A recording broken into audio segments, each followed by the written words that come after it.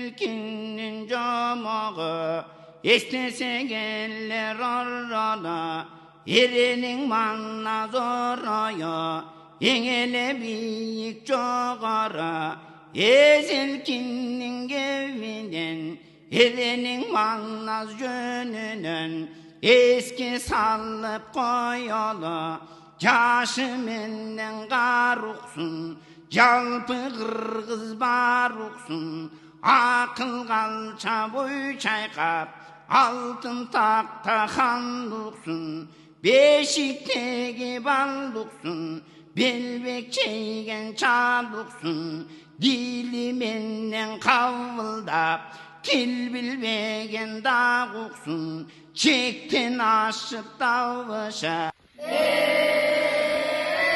Ezelkinin camuğu, yestesek eller orulu, yerenin mana soruyup, engele büyük çoğuru. Ezelkinin elinden, yerenin mana sörünen, eske salıp koyulu, caşı menen karuksun, calpı kırgız baruksun.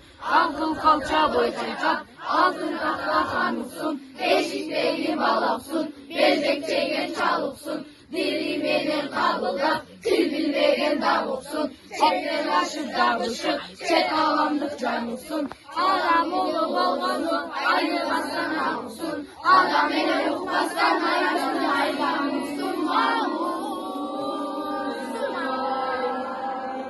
Ulu söz menin babalar, urba kapılgan sanattı. Uğulu yutuduğunu, uçundan algan sabaktı. Uranı kılıp sürüktün, unutmayın kalmanası. Annem beri karardı, ağlam ağlam çalgandı. Atı kuştuğu vakit, almaştırdı harcandı. Aslında sayılan kindikte, askalar sazına aylandı.